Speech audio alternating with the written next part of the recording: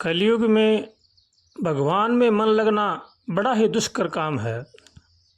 और युगों में तो लोग जप तप करते थे, कई कई घंटों तक लोग दिनों तक समाधि लगाकर बैठ जाते थे। लेकिन कलयुग में ऐसा होना असंभव है। हमारे शास्त्रों का कहना है, संत महापुरुषों का कहना है कि कलयुग केवल नाम आधारा, सुमर सुमर नर उतर ही पारा। कलयुग में केवल भगवान का नाम कीर्तन करके ही पार होया जा सकता है। लेकिन जप तप में मन लगना बड़ा ही कठिन कार्य है। कलयुग में या तो नाम जप का सहारा लें, या संत महापुरुषों का कहना है, या मानसिक पूजा का भी बड़ा लाभ है। अगर मानसिक पूजा भी हम करते हैं तो किसी जप तप से कम नहीं है। ये भी एक मन लगाने का बड़ा ही अच्छा साधन है। एक सेठ थे, वो मानसिक पूजा करते थे भगवान की। एक दिन उन्होंने सोचा कि हम भगवान को आज दूध पिलाएंगे। मानसिक पूजा में बैठ गए, मानसिक कटोरा लिया, मानसिक दूध लिया और कटोरे में दूध को डाल दिया। तो उसने सोचा कि अब इसमें मीठा और मिला देते हैं। जो ही मीठा मिलाना उन्होंने चाहा तो मीठे का पूरा डिब्बा उसमें उड़िल गया। उसने सोचा कि ओहो, आज तो बड़ा ही अनर्थ हो गया, ये तो सारा मीठा चला गया। सेठ बड़ा ही कंजूस था। उसने सोचा कि ये तो आज बहुत बड़ा अनर्थ हो गया, कुछ मीठा निकाल लेता हूँ, कल काम आ जाएगा। तो उसने जो ही निकालने के लिए अपना हाथ बढ़ाया तो भगवान ने उनका प्रकट होकर के हाथ पकड़ लिया। और भगवान को जब देखा सामने साक्षात बैठे हुए हैं, तो भगवान उनसे बोले कि क्या आपके बाप का क्या जाता है, इसमें मीठा मानसिक है, दूध मानसिक है, आपका इसमें क्या लग गया। भगवान के उसने चरण पकड़ लिए, भगवान से माफ़ी मांगी और उनकी मानसिक पूजा सिद्ध हो गई थी। तो भगवान ने उनको आशीर्वाद दिया। ऐसे अनेक घटनाएं हैं जो संत महापुरुषों के साथ घटित हुई हैं। मानसिक पूजा भी मन लगाने का बड़ा ही अच्छा साधन है। एक बार एक गुरु शिष्य थे, तो उनके गुरु ने चेले को बताया कि आप ऐसे ऐसे मानसिक पूजा किया करो। उन्होंने करना प्रारंभ कर दिया, उनकी भी मानसिक पूजा सिद्ध हो गई थी। गुरुजी ने उनको कहा कि जाओ भगवान के लिए भोग प्रसादी बना ले हो। तो वो जो ही रसोई में जाकर आटा गूंदने लगे तो उनका ध्यान गुरुजी के चरणों में लग गया। तो वो सोच रहे थे, आटा गूंद रहे थे और सोच रहे थे कि मैं गुरुजी के चरण दबा रहा हूँ। बैठे बैठे वो आटे को गूंदते रहे, घंटों 2 घंटों बीत गए। गुरुजी ने सोचा कि क्या बात है, आज भगवान का भोग नहीं बनाया। जब गुरुजी ने जा कर के देखा तो वो तो बैठे बैठे रो रहे हैं और आटे को गूंद रहे हैं। फिर उन्होंने सोचा कि ये तो इनकी तो पूजा सिद्ध हो गई, इसलिए उन्होंने उनको जगाया, उन्हें भगवान का भोग लगाया। उस दिन से गुरुजी ने उनको आदेश दिया कि आज से आप भगवान की पूजा पाठ करो। ऐसे अनेक संतों की घटनाएं हैं। मानसिक पूजा भी मन लगाने का बड़ा अच्छा साधन है। इसलिए अगर किसी का मन करे तो ये भी किसी जप तप से कम नहीं है। मानसिक पूजा, भगवान का कीर्तन कलयुग के जीवों के लिए बड़ा ही श्रेष्ठ और सरल साधन है।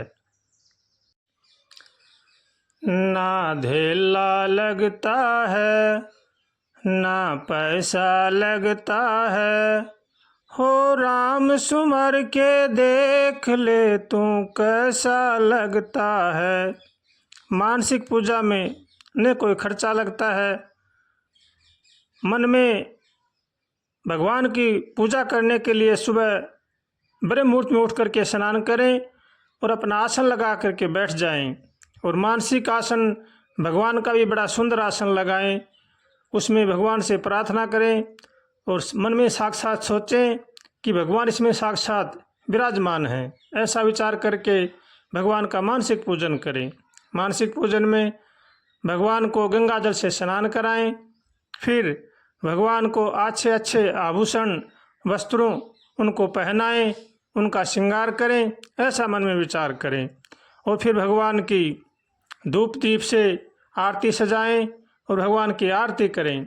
मन में सोचें कि साक्षात भगवान विराजमान हैं, हम उनकी आरती कर रहे हैं। ऐसा मन में भाव होना चाहिए।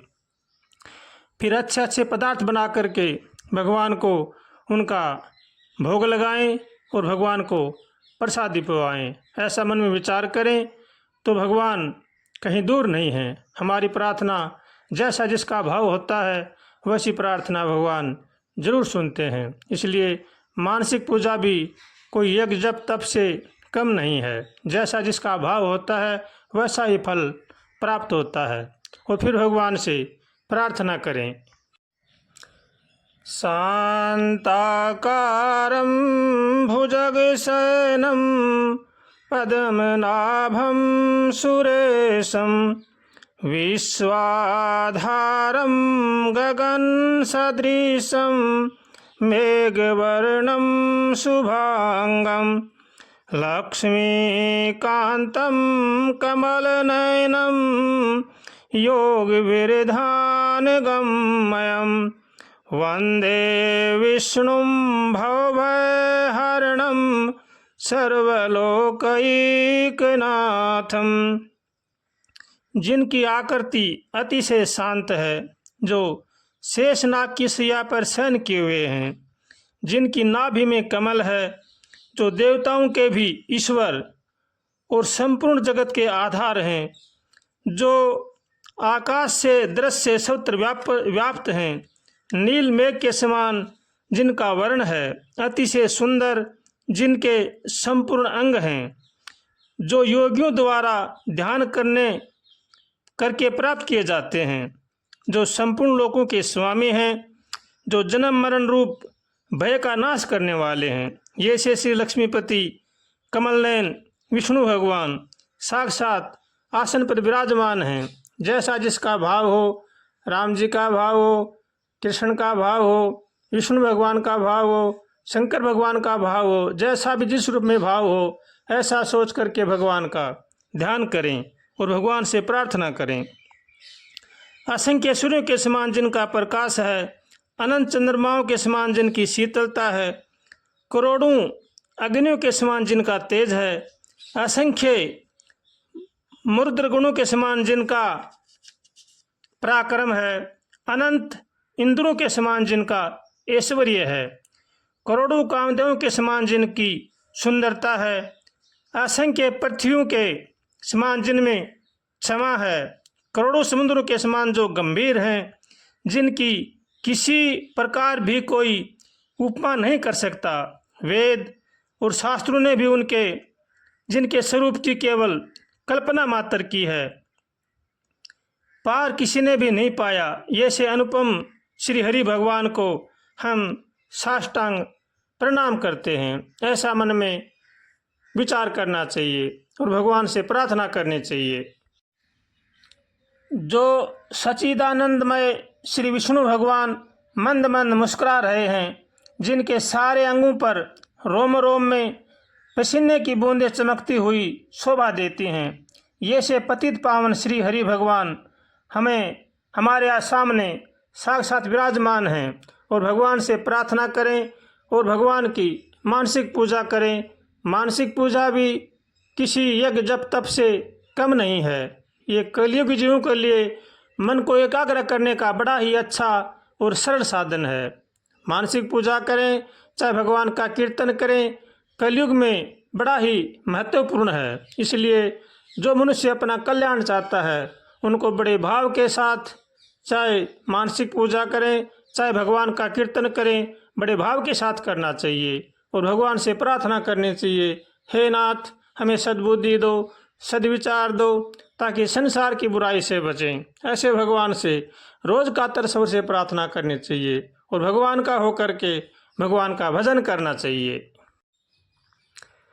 तमेव माता च पिता तमेव बन्धुश्च सखा तमेव विद्या द्रविणं तमेव सर्वमं देव।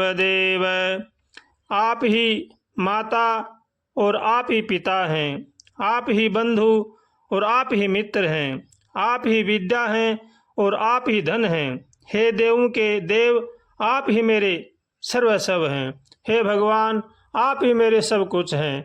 ऐसा मन में विचार करे और भगवान से प्रार्थना करे। आप ही सब जगत में सर्वव्यापी हैं, आपका ही सब कुछ है। पृथ्वी लोक जितने भी लोक हैं सब आपके हैं, सब में आप हैं, हर जीव जंतु में आप हैं, ऐसा मनुष्य को अपने मन में भाव लाना चाहिए और ऐसा सोच करके सबका आदर करना चाहिए। यही मनुष्य मात्र का धर्म है और यही मनुष्य मात्र का कर्तव्य है।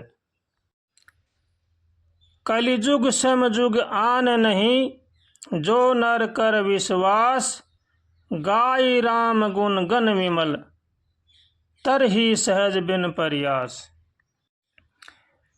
कलिजुग केवल नाम आधारा, सुमरि सुमर भव उतरहि पारा।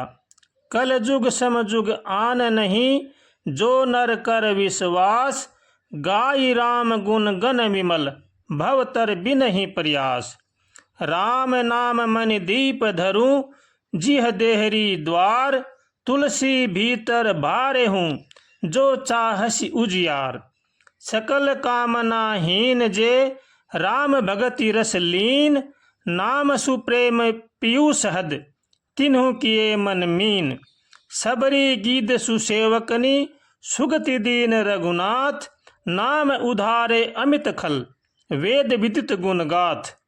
रामचंद्र के भजन बिनु, जो चाहत पद निर्वाण, ज्ञानवंत अपि सो नर, पशु बिन पूछ बिसान।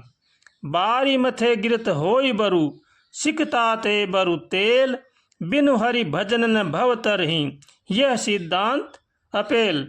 संत महापुरुषों का कहना है कि भगवान के भजन के बिना कोई किसी का भी नहीं है। इसलिए जीव को अपना कल्याण करने के लिए भगवान की शरण में होकर के भगवान का भजन करना चाहिए। भगवान ही हमें भवसागर से पार लगाएंगे। इसलिए हरदम सचेत रहें, सावधान रहें और सतर्क रहें और भगवान से हरदम प्रार्थना करते रहें, हे नाथ हमें बचाओ, हे नाथ हमें बचाओ, हम आपकी शरण में हैं। ऐसे भगवान से रोज कातर स्वर से प्रार्थना करनी चाहिए और भगवान का होकर के भगवान का भजन करना चाहिए। इसी में ही जीव का कल्याण है और यही जीवन का परम लाभ है।